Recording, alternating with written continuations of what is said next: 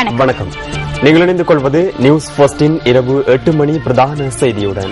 உங்களுடன் இணைந்து கொள்ளும் நாம் தாரணி தங்கராஜா, சிசிரகுமார், கிருஷான் ராஜ். இன்றைய விரிவான செய்திகளுக்கு செல்லும் முன்னர் முதலில் தலைப்புச் செய்திகள்.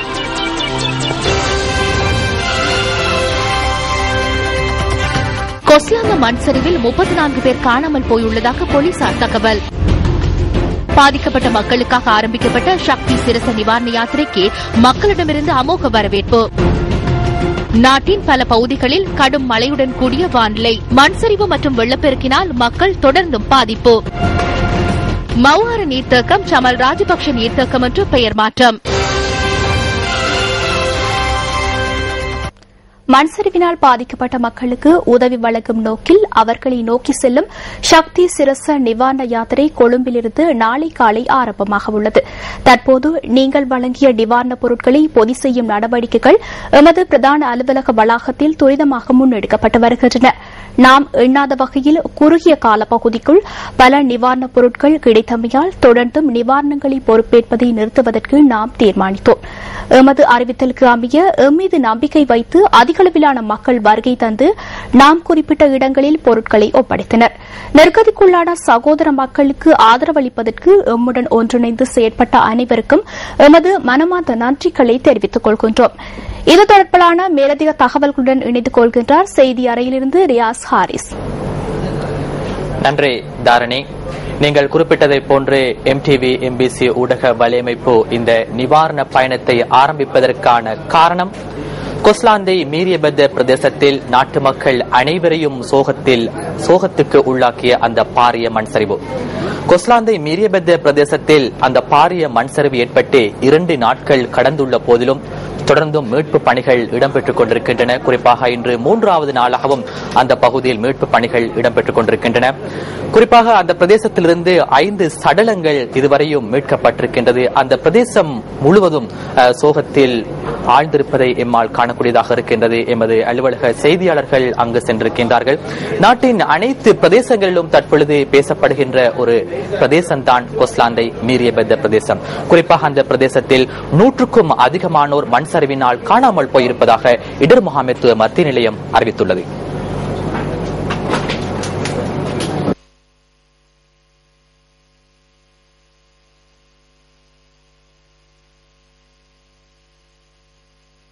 கொஸ்லாந்தி பகுதியில் மண்சரிவு ஏற்பட்ட இடத்தில் மீட்பு பணிகளை முன்னெடுக்கும் நடவடிக்கைகளுக்காக விமானப்படையினர் மற்றும் ராணுவத்தினர் ஈடுபடுத்தப்பட்டுள்ளனர். சுமார் 600க்கும் அதிகமான மீட்பு பணியாளர்கள் கடமைகளில் ஈடுபட்டுள்ளனர். காணாமற் போனோரை தேடும் நடவடிக்கைகளுக்காக மோப்ப நாய்களும் ஈடுபடுத்தப்பட்டுள்ளன. உயிரிழந்த சிலரது சடலங்கள் இன்று காலை கண்டெடுக்கப்பட்டன. மீரியபெத்த பகுதியில் கடும் மழையுடன் கூடிய வானிலை நிலவுகின்றமையால் மந்தகதியிலேயே மீட்பு பணிகள் முன்னெடுக்கப்பட்டு வருகின்றன. மலையக கல்வி அபிவிருத்தி சங்கத்தின் ஏற்பாட்டில் கொழும்பு செட்டியார் தெருவில் அனுதாப பேரணி ஒன்று இன்று முன்னெடுக்கப்பட்டது. இன்று பிற்பகல் 2 மணி தொடக்கம் 3 மணி வரையான காலப்பகுதியில் செட்டியார் தெருவில் உள்ள கடைகள் மூடப்பட்டு கொஸ்லாந்தை மீரியபெத்த மண்சரிவில் உயிரிழந்தவர்களுக்கு அஞ்சலி செலுத்தப்பட்டது.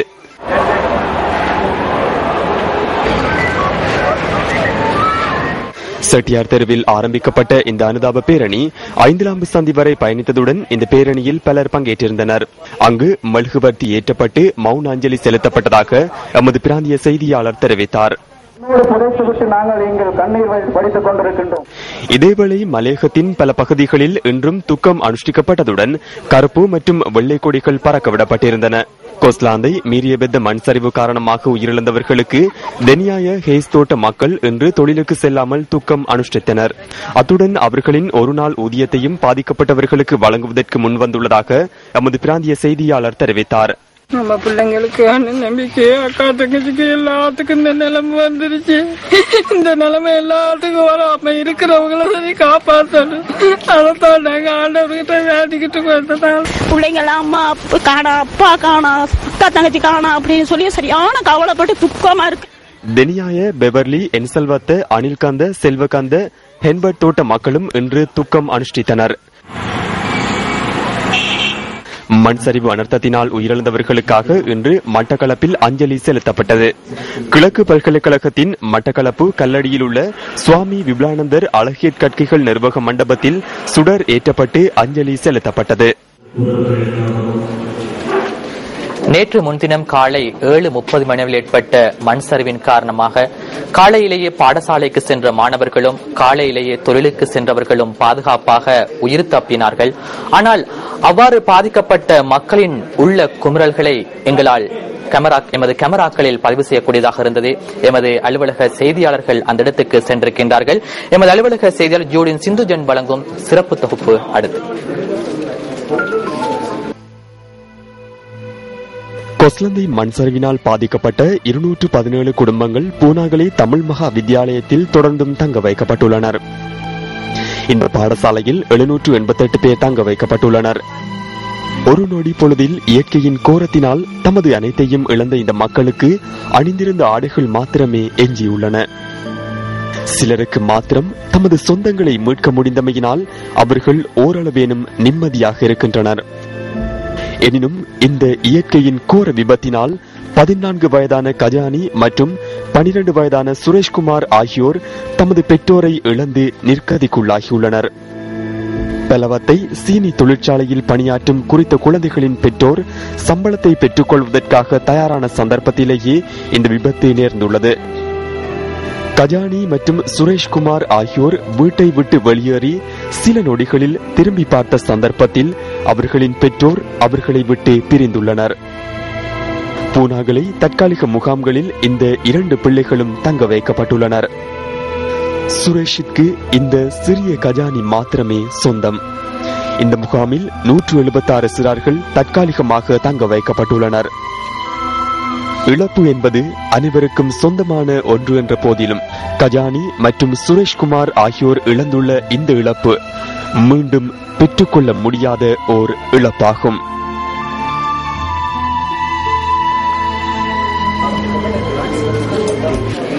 இயற்கையின் கோரப்பிடியினால் கண்ணீர் வடிக்கும் அந்த மக்களுக்கு நிவாரணம் வழங்குவதற்கு வரையறுக்கப்பட்ட கேபிட்டல் மகாராஜா நிறுவனம் முன்வந்திருக்கின்றது. அதன் அடிப்படையில் சக்தி சிரச நிவாரண பயணத்தை நாங்கள் இந்த முறையும் ஆரம்பிக்க இருக்கின்றோம். அதற்காக MTV MBC ஊடக வலையமைப்பின் தலைமை அலுவலகத்தில் தற்பொழுது அதிக அளவிலான மக்கள் அந்த நிவாரண பொருட்களை எம்மிடம் கையளிக்கும் காட்சிகளை காணக்கூடியதாக இருக்கின்றது. இது தொடர்பிலான விரிவான தகவல்களை வழங்குவதற்கு அந்த இடத்திலிருந்து தகவல்களை வழங்குகின்றார் எமது அலுவலக செய்தியாளர் உமா சந்திரா பிரகாஷ். வணக்கம் உமா.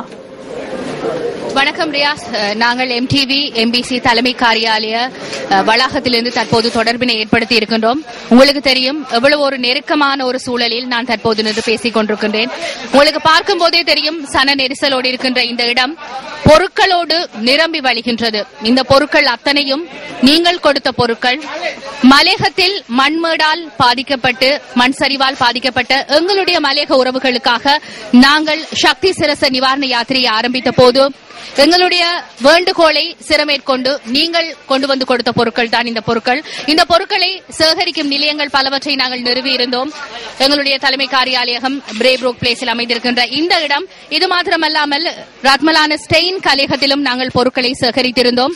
வெள்ளவத்த ராமகிருஷ்ண மிஷன், கொழும்பு 13 விவேகானந்த சபை ஆகிய இடங்களிலும் கண்டி சிட்டி சென்டரிலும் நீங்கள் வழங்கிய பொருட்களை நாங்கள் மிக பொறுப்போடு பெற்றுக்கொண்டோம். அதே நேரத்தில் நாங்கள் நேற்று மாலைதான் இந்த திட்டத்தை அமல்படுத்தினோம். இந்த திட்டத்தை அமல்படுத்தும் போது இன்றைய தினம் நள்ளிரவு 12 மணி வரை உங்களுக்கு நாங்கள் நேரம் கொடுத்திருந்தோம். நள்ளிரவு 12 மணிக்கு முன்பதாக உங்களுடைய பொருட்களை கொண்டு வந்து எங்களிடம் ஒப்படைக்கலாம் என்றும் ஒரு வேண்டுகோளை விடுத்திருந்தோம். ஆனால் நீங்கள் கொடுத்த ஆதரவு என்பது எங்களை மெய்சிலிருக்க வைத்திருக்கின்றது. கிட்டத்தட்ட நண்பகல் 12 மணி 1 மணி கடக்கும் போது பெருந்தொகையான பொருட்கள் எங்களுடைய கைவசம் கிடைத்திருக்கிறது. கொஞ்சம் கொஞ்சமாக நேரம் செல்ல செல்ல எங்களுடைய பொருட்களுடைய எண்ணிக்கையும் அதிகரித்திருக்கின்றது. எனவே மாலை 5 மணிக்கு பிறகு எங்களுடைய தலைமை காரியாலயத்தில் மாத்திரம்தான் நாங்கள் பொருட்களை பெற்றுக்கொள்வோம். ஏனைய இடங்களில் பொருட்கொள்வனவை நிறுத்தி இருக்கின்றோம், பொருட்களை பெற்றுக்கொள்ளும் நடவடிக்கைகளை நிறுத்தி இருக்கின்றோம் என்று நாங்கள் சொல்லியிருந்தோம். இதற்காகத்தான் இதன் பொருட்டும் எங்களுடைய உறவுகள் பொருட்களை கொண்டு வந்து கொடுத்திருந்தார்கள். ஆயினும் தொடர்ந்து நீங்கள் வழங்கிய ஆதரவை நாங்கள் பார்க்கும் போது தொடர்ந்து நாங்கள் எங்களுடைய பொருட்களை தலைமை காரியாலயத்திலும் பெற்றுக்கொள்ளும் நடவடிக்கைகளை நாங்கள் நிறுத்தி இருந்தோம். உண்மையில் இந்த ஆதரவு என்பது எங்களுக்கு கிடைத்த ஒரு பெரு வெற்றியாகத்தான் நாங்கள் பார்த்திருக்கின்றோம். இங்கு ஒரு பக்கம் பொதியிடல் நடவடிக்கைகள் இடம்பெற்றுக் கொண்டிருக்கிறது, இன்னொரு பக்கம் எங்களுடைய நிலையங்களில் சேகரிக்கப்பட்ட பொருட்களை கொண்டு வந்து கொண்டிருக்கிறார்கள். நீங்கள் பார்க்கும் போதே தெரியும். இது தொடர்பாக நாங்கள் அறிந்து கொள்வதற்காக, மேலதிக விவரங்களை அறிந்து கொள்வதற்காக சக்தி எஃப்எம் அலைவரிசை பிரதானி பாலேந்திரன் காண்டீபன் எங்களோடு இணைந்திருக்கிறார். அவரிடம் கொஞ்சம் பேசி பார்க்கலாம். வணக்கம் காண்டீபன், இந்த அனுபவம் தொடர்பாக சொல்ல முடியுமா? வணக்கம் உமா. இந்த சக்தி செய்திகளை பார்த்துக் கொண்டிருக்கிற உங்கள் ஒவ்வொருவருக்கும் நாங்கள் சொல்கின்ற ஒரே செய்தி, தலை சாய்த்து எங்களுடைய மனப்பூர்வமான நன்றிகளை உங்களுக்கு தெரிவித்துக் கொள்கின்றோம். உங்களுடைய நிவாரண பணி நீங்கள் பார்ப்பீர்கள், இங்கே நேரடியாக வந்து பார்த்தால் உங்களுக்கு தெரியும், கடல் அலை போல மிக மிக மிக நாங்கள் எதிர்பார்த்ததை விட மிக அதிகமாக நீங்கள் வாரி வழங்கி இருக்கின்றீர்கள். உங்களுடைய மனிதநேய பணிக்கு தலைவணங்குகின்றோம் சக்தி குடும்பத்தின் சார்பாக. இது மக்களால் மக்களுக்காக மக்கள் சக்தியோடு இணைந்து மக்கள் வழங்குகின்ற நிவாரண பணி. பாதிக்கப்பட்ட உறவுகளை உரிய நேரத்தில் பொருட்கள் சென்றடைய வேண்டும், நிவாரண பொருட்கள் சென்றடைய வேண்டும் என்பது உமா முதலாவது விஷயம். இரண்டாவது விஷயம், அந்த பாதிக்கப்பட்ட உறவுகள், குறிப்பாக அந்த மலையகத்திலே கொஸ்லந்தவையில் மண் சரிவினால் புதையுண்டு போன தங்களுடைய பெற்றோர்களை இழந்து எத்தனையோ பிள்ளைகள் இருக்கின்றார்கள். அந்த பிள்ளைகளுடைய எதிர்காலம் என்ன என்கின்ற மிகப்பெரிய கேள்வி இருக்கின்றது.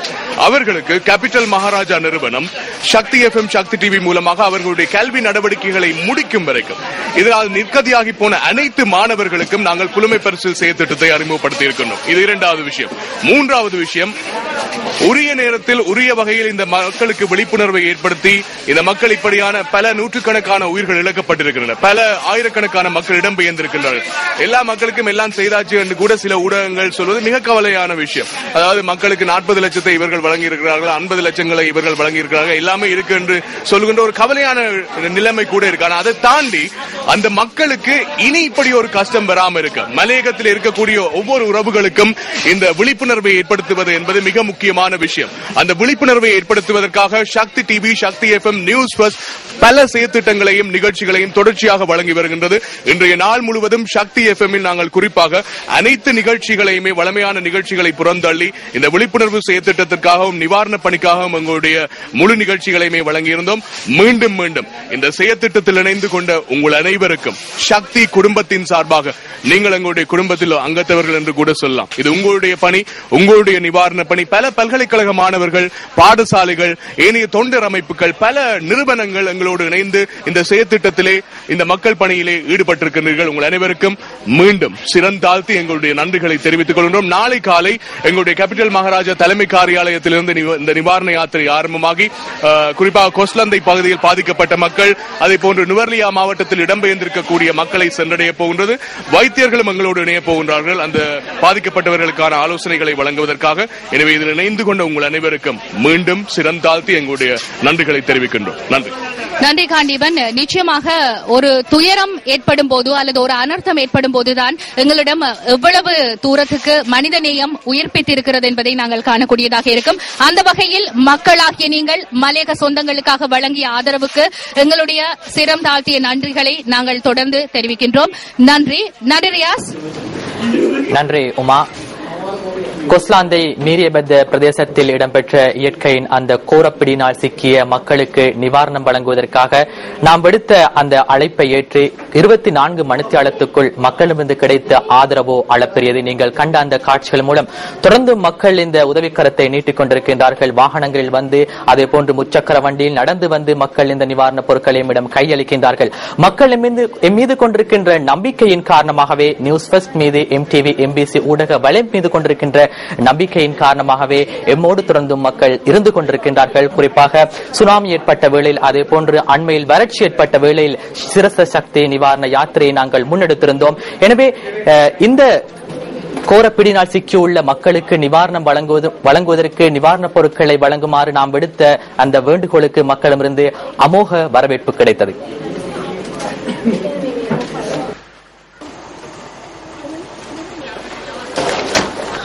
இயற்கை அனர்த்தத்தை எதிர்கொண்டுள்ள எமது மலையக உறவுகளுக்கு உதவிகளை வழங்குவதற்காக பெரும் எண்ணிக்கையிலானோர் சக்தி சிரச நிவாரண யாத்திரைக்கு உதவிகளை வழங்கினர்.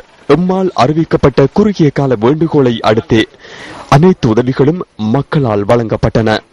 கொழும்பு 2 பிரேபுக் பிளேஸில் உள்ள வரையறுக்கப்பட்ட கேபிட்டல் மகாராஜா நிறுவனத்திற்கு நேற்று மாலை முதல் நிவாரண உதவி பொருட்கள் கையளிக்கப்பட்டன.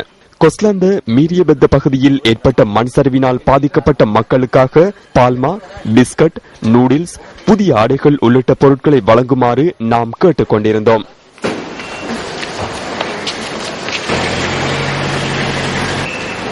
இவ்வாறான பொருட்களை வழங்குவதற்காக நாம் இன்று நள்ளிரவு வரை சந்தர்ப்பம் வழங்கியிருந்தோம். எனினும் குறுகிய நேரத்திற்குள் நீங்கள் வழங்கிய ஆதரவு காரணமாக சக்தி சிரச நிவாரணப் பொருட்கள் சேகரிக்கப்பட்ட அனைத்து இடங்களிலும் அந்த நடவடிக்கைகளை நிறுத்தினோம். இதேவேளை இந்த பொருட்களை உரிய முறையில் மக்களுக்கு பகிர்ந்தளிப்பதற்கான ஒத்துழைப்புகளை வழங்கும் வகையில் லொரிகளை வழங்கி நீங்கள் எமக்கு ஒத்துழைப்புகளை வழங்க முடியும். செய்தி கேட்டவுடன் எங்களுக்கு சரியான கவலை ஆயிட்டு அது நாங்கள் ஃபர்ஸ்ட்டுக்கு சாமான் கொண்டாந்து கொடுத்தோம். இப்படி ஒரு நிலைமை யாருக்குமே வரக்கூடாதுன்னு நாங்க நினைக்கிறோம். சிறுச சக்தி செய்யற இந்த சாண யாத்திரையில நீங்களும் கூட கலந்து கொண்டு இப்படி ஒரு அனர்த்தம் நடந்திருக்கிற நேரத்தில் எல்லாருமா வந்து எங்க பெரியோர் உதவி செய்யறாங்க. நாங்க உள்ள எல்லா மக்களுக்கிடம் எல்லா ஜாதி பேதம் இல்லாம எல்லாரும் வந்து இதுக்கு பெரிய ஒரு ஹெல்ப்பா இருக்கும். எல்லாரும் வந்து இதுக்கு ஒரு உதவி செய்ய வேண்டும் என்று நான் வேண்டுகோள் விடுக்கிறேன். எங்கட பிள்ளைங்க போல தானே, பிள்ளைங்க கவலை தானே, எங்கட அம்மா மாதிரி எங்களோட மக்களுக்கு நாங்கள் செய்யத்தானே வேணும் உதவி. அதுக்காகத்தான் இது கேட்கும் கவலையாச்சு வந்தேன். இந்த மண்டபம் நிறைந்து பொருட்கள் கிடைத்துள்ளமையானது சிரசவின் மீது மக்கள் கொண்டுள்ள நம்பிக்கையை வெளிப்படுத்துகின்றது. சிரச மீதான கௌரவம் ஏதேனும் ஒன்றை வழங்கினால் அதனை உரிய வகையில் பரிந்தளிக்கக்கூடிய ஒரே ஒரு நிறுவனம் சிரச. பொருட்கள் நிறைந்து காணப்படுகின்றன.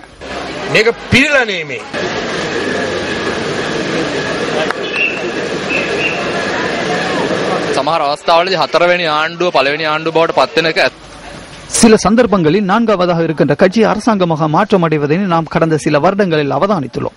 பல ஊடக நிறுவனங்கள் இருந்தாலும் பல வணிக நிறுவனங்கள் இருந்தாலும் மக்கள் ஏன் சிரசவுடன் இருக்கின்றார்கள்? இதன் ஊடாக கிடைக்கும் நன்மைகள் எதுவும் அவர்களுக்கு இல்லை. முன் ஜென்மம் குறித்தும் அடுத்த ஜென்மம் குறித்தும் சிந்தனை இல்லாதவர்கள் கூட எம்முடன் இணைந்து கொள்கின்றனர். வரையறுக்கப்பட்ட கேபிட்டல் மகாராஜா நிறுவனத்தின் சக்தி தொடர்பில் அவர்களுக்கு தெளிவுள்ளது. நாட்டில் ஏற்பட்ட அனர்த்தங்களின் போதும் நாம் அவர்களுடன் கைகோர்த்திருந்தோம். அதேபோன்று வரையறுக்கப்பட்ட கேபிட்டல் மகாராஜா நிறுவனத்தின் ஒரு நிறுவனம் தான் இந்த ஊடக நிறுவனம். இன்னும் இதற்கு மேலதிகமாக இந்த நாட்டு மக்கள் நாளாந்தம் கொள்வனவு செய்கின்ற பொருட்களை கொண்ட நிறுவனங்கள் எம்மிடம் இருக்கின்றன. இவற்றில் திறமையுள்ளவர்கள் இருக்கின்றனர். ஒரு செய்தியை நாட்டுக்கு வழங்குகின்ற அதே நேரத்தில் அந்த விடயம் குறித்து துரித கதியில் செயற்படக்கூடிய ஒரு பாரிய குழுவினர் எம்முடன் இருக்கின்றனர். அவர்கள் எதிர்பார்த்தவற்றை அதே விதத்தில் நிறைவேற்றமையாலே அவர்கள் எம் மீது நம்பிக்கை கொண்டுள்ளனர். බලාපොරොත්තු වෙච්ච දේ ඒ ආකාරයෙන්ම ඔප්පු කරපු සමාගමක් නිසා ඔවුන් අප කෙරෙහි විශ්වාසය දක්වනවා. சக்தி சிரச நிவாரண யாத்திரைக்கு ஒத்துழைப்புகளை வழங்கும் நோக்கில் ராட்மலானை பொருபன வீதியில் உள்ள ஸ்டைன் கலையகத்திற்கு நேற்று மாலை முதல் பெரும் தொகையான பொருட்கள் வழங்கப்பட்டன.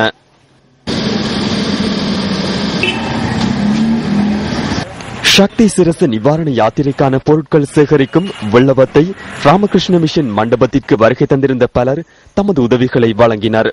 சக்தி சிரச எடுத்திருக்கும் இந்த முயற்சி உண்மையிலே பாராட்ட வேண்டிய ஒன்று. மக்கள் எங்கெங்கெல்லாம் அல்லல்படுகிறார்களோ அங்கெல்லாம் சக்தி முன்னின்று இந்த உதவியை செய்வதை நான் அறிவேன். அதனால இதை போல இன்னும் பலவித உதவிகள் அவள் செய்ய வேண்டி இருக்கும். அதற்கு இறைவனுடைய ஆசீர்வாதம் சக்தி டிவிக்கும் சிரச டிவிக்கும் கிடைக்க வேண்டும் என்று மனதார வேண்டுகிறேன். கேள்விப்பட்ட உடனே எனக்கு அந்த கோயில்ல போய் நான் எனக்கு 15 வயசு இருக்கேன். நான் அந்த கோயில்ல போய் கும்பிட்டு எல்லாம் இருந்த விளையாடி இருக்கிறேன். எனக்கு அதை ஞாபகம் வந்தோடனே இது கேள்விப்பட்ட உடனே சரியான கவலையா இருந்தது. எப்படினாலும் எனக்கு முடிஞ்ச மாதிரி இந்த உதவி செய்யணும் என்று ஒரு சின்ன உதவி முடிஞ்ச உதவி செய்கிறேன். ஏன்னா நிறைய பிள்ளைகள் நிறைய பேர் இதனால பாதிக்கப்பட்டிருக்காங்க. அவங்களுக்கு எங்களது அனுதாபம் தெரிவித்துக் கொள்கிறோம். இந்த சக்தி சிரச நிவாரண யாத்திரைக்கு எங்களது மனமார்ந்த வாழ்த்துக்கள். கொட்டாஞ்சேரி விவேகானந்தா சபையில் ஸ்தாபிக்கப்பட்ட நிவாரணப் பொருட்கள் சேகரிப்பு நிலையத்திற்கும் நேற்று மாலை முதல் பலர் தமது உதவிகளை வழங்கினர். கண்டி சிட்டி சென்டரில் அமைக்கப்பட்டுள்ள சக்தி சிரச நிவாரண யாத்திரைக்கான பொருட்சேகரிப்பு நிலையத்திற்கும் பலர் தமது நிவாரணப் பொருட்களை கையளித்தனர். நேற்று முதல் எமக்கு கிடைத்த பொருட்களை உரிய முறையில் பொதியிட்டு அவற்றை பாதிக்கப்பட்ட மக்களுக்கு பகிர்ந்தளிப்போம் என நாம் உறுதியளிக்கின்றோம்.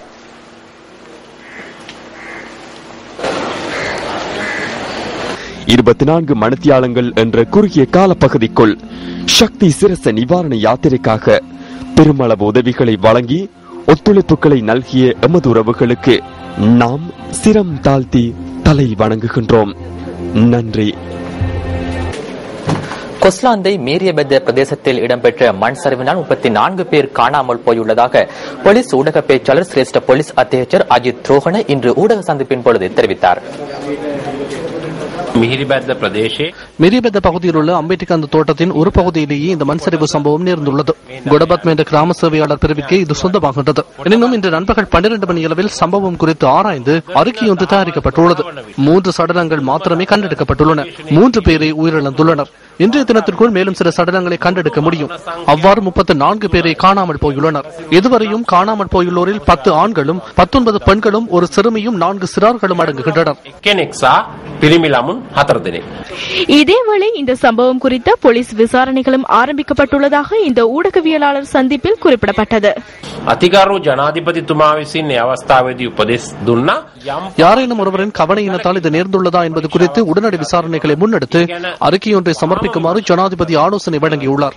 ஜனாதிபதியின் இந்த ஆலோசனைக்கு அமைய போலீஸ் மா அதிபர் எம் கே இலங்ககோன் சபரகமோ மற்றும் ஊவா மாகாணத்திற்கு பொறுப்பான போலீஸ் மா அதிபர் லலித் ஜெயசிங்கவிற்கு ஆலோசனைகள் வழங்கப்பட்டுள்ளன.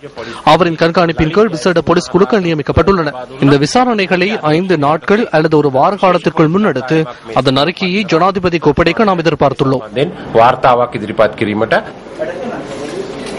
கொஸ்லாந்தை மீரியபெத்த பிரதேசத்தில் கிட்டத்தட்ட 70 லயன் அறைகள் அவர்கள் வாழ்ந்த அந்த வளாகத்தில் இருக்கின்ற மண்மேடு தங்கள் வீடுகள் மீது சரிந்து விழும் என்று அவர்கள் ஒருபோதும் கனவில் கூட நினைத்திருக்க மாட்டார்கள். ஆனால் அந்த மண்மேடு சரிந்து விழுந்து கிட்டத்தட்ட 300 பேர் அந்த இடத்திலே வாழ்ந்திருக்கின்றார்கள். ஆனாலும் அவர்கள் செய்த தொழிலின் காரணமாக பாடசாலைக்கு சென்ற மாணவர்கள் அதே போன்று தொழிலுக்கு சென்றவர்கள் பாதுகாப்பாக உயிர் தப்பினார்கள்.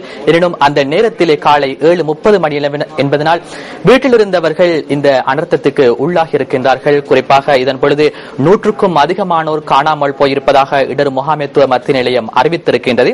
இதன் பொழுது குறிப்பாக பாடசாலை சென்ற மாணவர்கள் தங்களது பெற்றோர்களை இழந்திருக்கின்றார்கள். இதன் பொழுது சுமார் 75 மாணவர்கள் தங்களது பெற்றோர்களை இழந்திருப்பதாக எமக்கு அறிய கிடைக்கின்றது.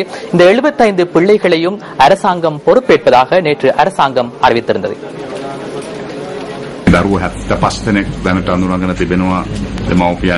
பெற்றோர்கள் இல்லாத 75 பிள்ளைகள் இதுவரை இனம் காணப்பட்டுள்ளனர். சிலரை உறவினர்கள் கோரியுள்ளனர். அவர்கள் எவருக்கும் பிள்ளைகளை ஒப்படைக்காது இருப்பதற்கு அரசாங்கம் தீர்மானித்துள்ளது. அரசாங்கம் எந்த பொறுப்பை ஏற்றுக்கொண்டுள்ளது. சுனாமி ஏற்பட்ட சந்தர்ப்பத்தில் நெருக்கடிக்குள்ளான பிள்ளைகளை உறவினர்கள் பொறுப்பேற்ற போதிலும் அவர்கள் உரிய முறையில் செயற்படவில்லை. அந்த அனுபவம் எமக்கு உள்ளது.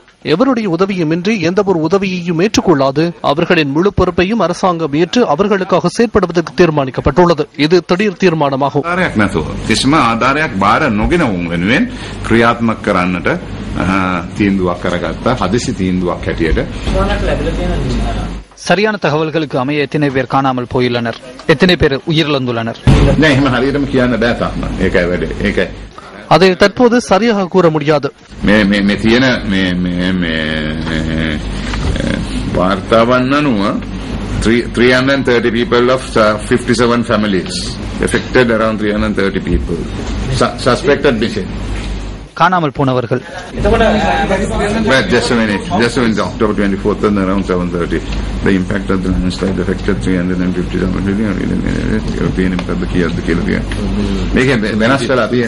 இது மாற்றமடைந்துள்ளது. காலை எடுக்கப்பட்டது மாலை மாறியுள்ளது. இடர் முகாமைத்துவ நிலையம் 330 என கூறியுள்ளது. 57 குடும்பங்கள் வசித்துள்ளன. 330 பேர் அனர்த்தத்துக்குள்ளாகியுள்ளனர். மண்சரிவால் பாதிக்கப்பட்ட மக்களுக்கு ஜனநாயக கட்சியின் தலைவர் சரத் பொன்சேகா அனுதாபங்களை தெரிவித்துள்ளார்.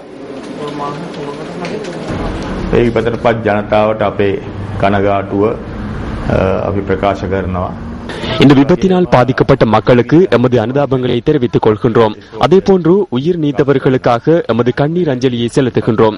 இந்த நாட்டை ஆட்சி புரிவோர், பொறுப்பு வாய்ந்த அதிகாரிகள், உரிய நேரத்தில் மக்கள் குறித்து அவதானம் செலுத்தாதவர்கள் ஆகியோரினாலேயே இந்த அனர்த்தம் ஏற்பட்டுள்ளது. அனர்த்தத்தின் போது சென்று அரசியல் லாபங்களை பெற்றுக் கொள்ள முயற்சிக்கின்றமையை பிழையான செயலாகவே நாம் கருதுகின்றோம். இந்த மக்களுக்காக அர்ப்பணிப்புடன் செயற்படுமாறு இந்த சந்தர்ப்பத்தில் நாம் கேட்டுக்கொள்கின்றோம். கொஸ்லாந்தையில் மண் சரிவால் பாதிக்கப்பட்ட மக்களை பிரஜைகள் முன்னணி செயலாளர் நாயகமும் பாராளுமன்ற உறுப்பினருமான ஜே ஸ்ரீரங்கா நேற்று சென்று பார்வையிட்டார். அங்கு சென்ற பாராளுமன்ற உறுப்பினர் மக்களுடன் கலந்துரையாடியதுடன் அவர்களின் குறைகளையும் கேட்டறிந்து கொண்டார். மக்களால் எடுத்துரைக்கப்பட்ட குறைகள் மற்றும் கருத்துக்களை அங்கு பிரசன்னமாகியிருந்த போலீஸ் மா அதிபர் மற்றும் ராணுவ பொறுப்பதிகாரிகளுக்கு பாராளுமன்ற உறுப்பினர் ஜெய் ஸ்ரீரங்கா தெளிவுபடுத்தினார். 2 பெக்கோ இயந்திரங்கள் மூலம் மாத்திரம் இந்த பாரிய மீட்பு பணிகளை எவ்வாறு மேற்கொள்ள முடியும் என்ற மக்களின் ஆதங்கத்தை பாராளுமன்ற உறுப்பினர் ராணுவ தரப்பிற்கும் அரசியல்வாதிகளுக்கும் எடுத்துக் கூறினார். நாங்கள் பார்க்கின்ற பொழுது 2 பெக்கோர்கள் வந்து இங்கு சுத்தப்படுத்திக் கொண்டிருக்கின்றன. இந்த 2 பெக்கோர்கள் முற்றுமுழுதாக சுத்தப்படுத்தி முடிவதற்கு நாங்கள் 6 மாதங்கள் பிடிக்கும். இங்கு உண்மையில் குறைந்தது 15-20 பெக்கோர்கள் தானும் போட வேண்டும். ஆனால் இப்படி ஒரு பெரிய ஒரு அனர்த்தம் நடந்தும் 2 பெக்கோர்களை போட்டு சுத்தப்படுத்துகின்ற ஒரு நிலைமையை பார்க்கின்ற பொழுது இது ஒரு துர்ப்பார்க்கிய ஒரு நிலைமையாகத்தான் நாங்கள் பார்க்கின்றோம். இந்த துர்ப்பார்க்கிய நிலைமை மிகவும் மோசமான நிலைமை. இன்று குழந்தைகளுக்கு தங்கள் தாய்களின் உயிர்கள் இருக்கிறதா உடல்கள் இருக்கிறதா என்று தெரியாமல் இருக்கின்ற பொழுதும் இந்த 2 பெக்கோர்கள் தான் சுத்தப்படுத்தப்படுகின்றது. இன்று இங்கு செலவழிக்கின்ற இந்த பணத்தை 2012ஆம் ஆண்டு இங்கு மண் சரிவு வர வேண்டும், இவர்களை அகற்ற வேண்டும் என்று கூறிய பொழுது இவர்கள் அகற்றியிருந்தார்களா இருந்திருந்தால் இந்த அழிவு ஏற்பட்டிருக்காது. இன்று மஹிந்த சமரசிங்க அமைச்சர்கள் கூறுகிறார் இது 2012ஆம் ஆண்டே அகற்றியிருக்க வேண்டும் என்று. அப்ப கோல்டன் ஷியா மீட்டிங்கை வைத்துக் கொண்டு கம்பெனிகளுடன் இவர்களை அகற்றாமல் இந்த அரசாங்கம் தான் இந்த காணிகளை இவர்களுக்கு நிச்சயம் சும்மா வழங்கி இருக்கிறது. எனவே சும்மா வழங்கிய காணியினூடாக இவர்கள் இங்கு வியாபாரத்தை நடத்தி கொண்டிருக்கிறார்கள். எனவே மக்களுக்கு இந்த காணியை வழங்காமல் கம்பெனிகளுக்கு வழங்கிய காணியில் இந்த அரசாங்கத்துக்கு பூர்ண அதிகாரம் இருக்கிறது அவர்களை மீள்குடியேற்றம் செய்வதற்கு. ஆனால் அவர்களை மீள்குடியேற்றம் செய்யவில்லை. எனவே இதை மலையக மக்களுக்கு அமைச்சர் பதவிகளை கொடுத்து அரசு திருப்திப்படுத்த முடியாது. மலையக மக்களுக்கான வாழ்வாதாரம் காணிகளை கொடுத்து மக்களை மேல் நோக்க வேண்டும். இதைத்தான் நாங்கள் கேட்டுக்கொள்கிறோம். இந்த அனர்த்தம் இது ஒரு முற்றுப்புள்ளியாக இருக்க வேண்டும். மேலும் பாராளுமன்ற உறுப்பினர்களான நாமல் ராஜபக்ச மற்றும் உதித்த லொக்கு பண்டார் ஆகியோரை பாதிக்கப்பட்ட இடங்களுக்கு அழைத்து சென்ற பாராளுமன்ற உறுப்பினர் ஜெய் ஸ்ரீரங்கா மக்கள் அரசியல்வாதிகளிடமிருந்து எதிர்பார்க்கும் துரித உதவிகளையும் விளக்கியுள்ளார். அத்துடன் பாராளுமன்ற உறுப்பினர்கள் இருவரையும் மக்களுடன் கலந்துரையாடுவதற்கான ஏற்பாடுகளையும் ஜெய் ஸ்ரீரங்கா மேற்கொண்டார்.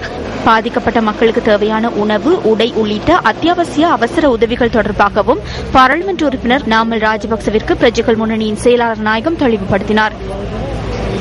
கொஸ்லாந்தை மீரியபத்த பிரதேசத்தில் மண் சரிவால் பாதிக்கப்பட்ட மக்களுக்கு அவசர நிவாரண உதவிகளை வழங்குவதற்காக அமெரிக்கா 6.5 மில்லியன் ரூபாவை வழங்கியுள்ளது.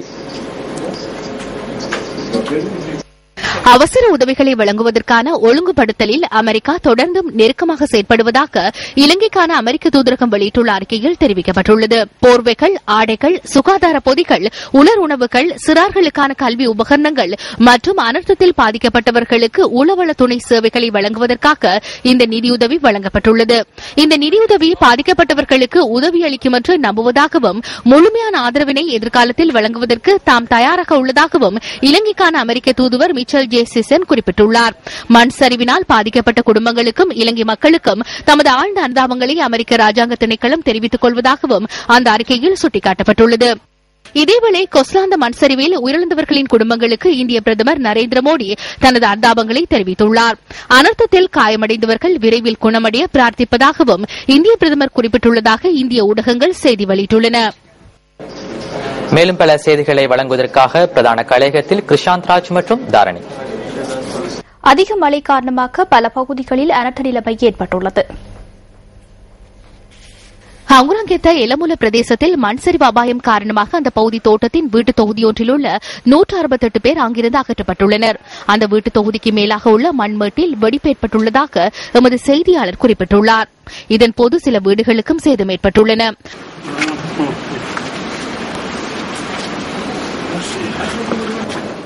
அவர்கள் தற்போது எலமுல தமிழ் வித்தியாலயத்தில் தங்க வைக்கப்பட்டுள்ளனர்.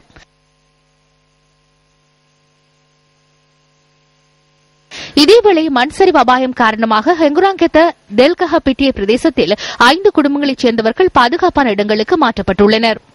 கண்டி பூஜப்பிட்டிய பகுதியில் களுவான வடக்கு மற்றும் களுவான தெற்கு கிராம சேவகர் பிரிவுகளில் மண் சரிவு அபாயம் நிலவுகிறது. தற்போது சில வீடுகளுக்கு பாதிப்பு ஏற்படும் நிலைமை காணப்படுகின்றது. அந்த பகுதியில் உள்ள 24 வீடுகளைச் சேர்ந்த 102 பேர் முல்லைகம கனிஷ்ட வித்தியாலயத்தில் தற்காலிகமாக தங்க வைக்கப்பட்டுள்ளனர். இதேவேளை மண் சரிவு அபாயம் காரணமாக கண்டி மெததும்பர பிரதேச செயலாளர் பிரிவில் ரான்கல தோட்டத்தில் உள்ள 300க்கும் அதிகமானோர் பாதுகாப்பான இடங்களுக்கு அனுப்பப்பட்டுள்ளனர்.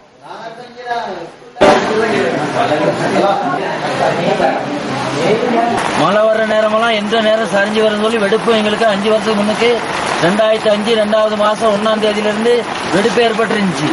எல்லாம் வந்து அதை செஞ்சுட்டாரு இதை செஞ்சுட்டாருன்னு சொல்றாங்க. எந்த விதமான எங்களுக்கு எதுவும் ஏற்பாடு செஞ்சு கொடுக்கறது இல்லை. நாங்கள் இருக்கிறது வந்து ரொம்ப மோசமான நிலையில தான் இருக்கோம். மற்றது எங்களுக்கு எந்த ஒரு உதவி செஞ்சு கொடுக்கறதுக்கு யாருமே முன் வர்றாங்க இல்ல. ஆளுகளை போன்னு சொல்றதை விட அவங்களுக்கு வந்து எங்க போவாங்க? வருஷ காலம் சொல்லியாச்சு, 2008 இருந்து சொல்லியாச்சு. இந்த அளக்குறோம்ட்டு காணி அளக்க வராங்க, அதுக்கு பிறகு அதோட நிப்பாட்டிடுறாங்க. கண்டி சுதுஜும்போல பகுதியில் மண்மேடு ஒன்று சரிந்து வீழ்ந்துள்ளமையினால் 2 வீடுகளுக்கு சேதம் ஏற்பட்டுள்ளது. இதேவேளை கண்டி கட்டுக்கலை ஆலய வீதியில் பழைய கோவில் ஒன்றின் மீது மண்மேடு ஒன்று சரிந்து வீழ்ந்துள்ளது. கண்டி கால்டென ரட்டேமூல வீதியில் மண்மேடு ஒன்று சரிந்து வீழ்ந்துள்ளமையினால் போக்குவரத்துக்கு பாதிப்பு ஏற்பட்டுள்ளது. கண்டி அக்குரண யாழுக்ககவல பகுதியில் மண்சரிவு அபாயம் காரணமாக 7 குடும்பங்களைச் சேர்ந்த 37 பேர் பாதுகாப்பான இடங்களுக்கு மாற்றப்பட்டுள்ளனர். இதேவேளை சீரற்ற வானிலையினால் மண்சரிவு அபாயம் காரணமாக நுவரெலியா மாவட்டத்தின் தலவாக்கல, உவாக்கல, குயின்ஸ்பெரி, கொத்மல, வெவண்டன் ஆகிய பகுதிகளிலும் மக்கள் பாதுகாப்பான இடங்களில் தங்க வைக்கப்பட்டுள்ளனர். உவாகல தோட்டத்தில் நிலவியுள்ள மண்சரிவு அபாயம் காரணமாக அங்குள்ள 51 குடும்பங்களைச் சேர்ந்த 260 பேர் தங்கக்கல தமிழ் வித்தியாலயத்தில் தங்க வைக்கப்பட்டுள்ளனர். வெவண்டன் தமிழ் வித்தியாலயத்தில் 58 குடும்பங்களைச் சேர்ந்தவர்கள் தங்க வைக்கப்பட்டுள்ளனர். இது தவிர பொகவந்தலாவ கியூ தோட்டத்தில் சுமார் 50க்கும் அதிகமான குடும்பங்களைச் சேர்ந்தவர்கள் பாதுகாப்பான இடங்களுக்கு அழைத்துச் செல்லப்பட்டுள்ளனர்.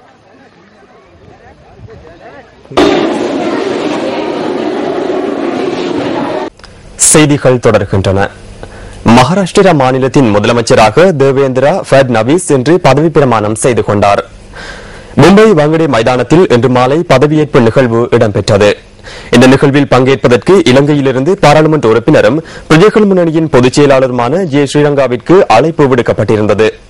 ஆசிய நாடுகளில் இருந்து கலந்து கொண்ட ஒரே ஒரு பாராளுமன்ற உறுப்பினர் என்ற சிறப்பும் பாராளுமன்ற உறுப்பினரான ஜே ஸ்ரீரங்காவிற்கு கிடைத்திருப்பது குறிப்பிடத்தக்கது.